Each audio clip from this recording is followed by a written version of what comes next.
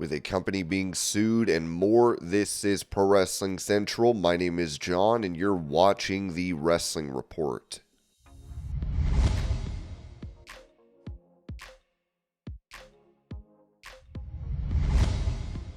Discussing the possibility of joining WWE after his deal with TNA Wrestling comes to an end, Joe Hendry told Shaq Wrestling, "My job is to be the TNA World Champion, and my job is to represent TNA, to elevate this championship, and to elevate the company. So my focus is on TNA Wrestling."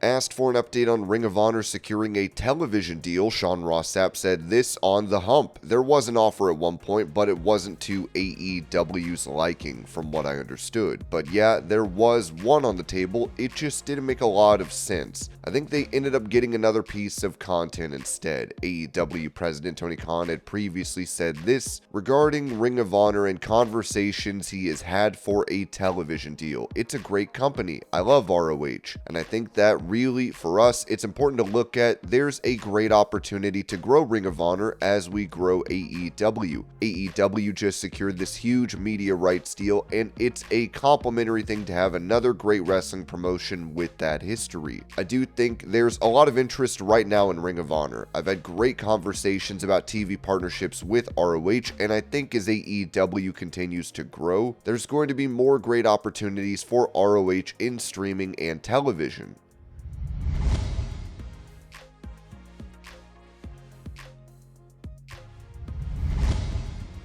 Talking about former AEW star Ricky Starks debuting on NXT this week, AEW commentator Jim Ross noted on his Grilling JR podcast, "I don't know if he'll be the next Shawn Michaels at his size, but he has a unique future. He's got a big personality, so hopefully he'll do well and live his dream. It seems like the dream for a lot of talent is to make it to WWE and call it a day. That's not where it ends, that's where it begins." So I saw the episode of NXT last night and was surprised to see Ricky Starks. I don't know how he's going to do. He's got a high opinion of himself, and he's got a lot of abilities. There's no doubt about that, so we'll see how it works out for him. It's never easy to get over, and hopefully he can get over and stay over as a top star. It remains to be seen. Let's see how it goes.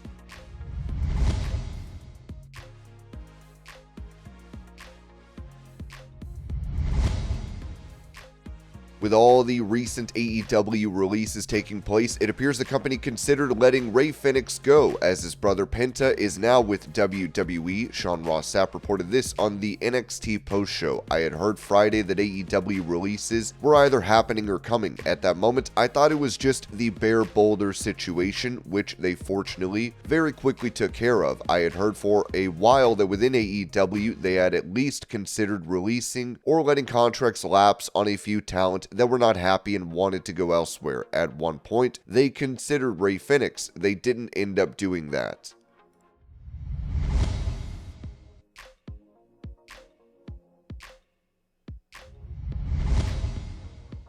After Tiffany Stratton cashed in her Money in the Bank contract to become women's champion in WWE, she told fans the following week to put some respect on her name. This led to Mandy Rose accusing Stratton of stealing her catchphrase, as the former WWE star said, "To be honest, I wasn't even watching it. I got so many tweets about it and I was like, what is going on? And I saw the clip and this bitch even used the same kind of tone. I was like, hold on a second, I thought we were cool. I put her over here. Listen, we can admire each other, we can respect, we can look up to, but we can't take our words from each other." Stratton responded saying, "Honestly, I think it's a little sad that she felt the need to go on her podcast and say something like that, but I wish her the best, honestly." Now, Rose has clarified her stance on this issue, saying on the Power Alphas podcast, "Let's make something clear. I never bashed Tiffany Stratton. I actually put her over weeks before about how I think she's an amazing talent. I think she's definitely going places. And look at her. She's the champion within, she's only been up on the main roster probably less than 2 years. Like, I've always commended and highly complimented her. So people were just going nuts. Like, oh my god, you're just jealous. You're this, you're that. She's done more." And I'm like, guys, calm down first of all. But kudos to Tiffany Stratton, okay? Because I think she's an incredible talent and there's no hate. Trust me.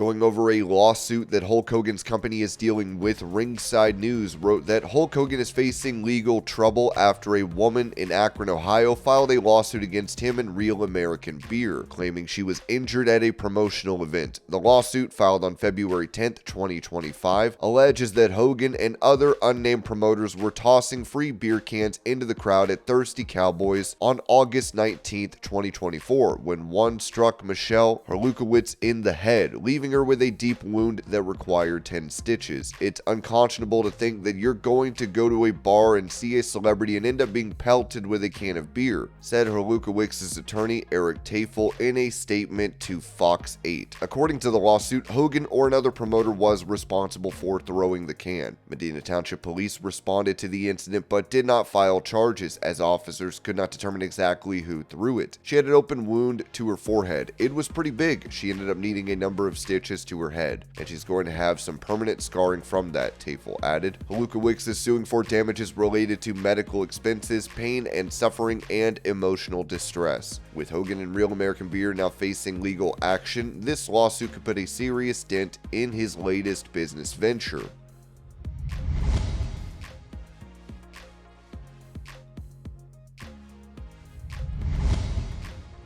Touching on the leadership changes that have taken place in TNA Wrestling, Ringside News noted that TNA Wrestling's big leadership changes weren't just about a fresh direction. They were about making room for a new vision under George Veros. Sources told PWInsiderElite.com that yesterday's internal moves were purely a restructuring by Anthem, and Veros is bringing in his own team to overhaul production. Veros, a 10-time Emmy Award winner, is now overseeing all things production for Anthem Sports Group, filling a role similar to what Lee Fitting does for WWE. That means Josh Matthews and Christy Hemi's departures weren't necessarily about performance, but more about Veros wanting his own people in place. While the shakeup came as a shock to some, there's no sign of backstage panic. In fact, talent reactions have been largely positive, especially with John E. Bravo and Ingrid Eiley stepping into bigger roles. Both are said to be well liked by the locker room, which could help keep morale steady as TNA moves forward. Only time will tell if the shakeup is exactly what TNA needs, or if it ends up rocking the boat too much. With a powerhouse like George Veros now calling the shots on production, the company is clearly betting big on a new direction. Whether fans will love it or loathe it remains to be seen, but one thing's for sure, TNA isn't afraid to make bold moves.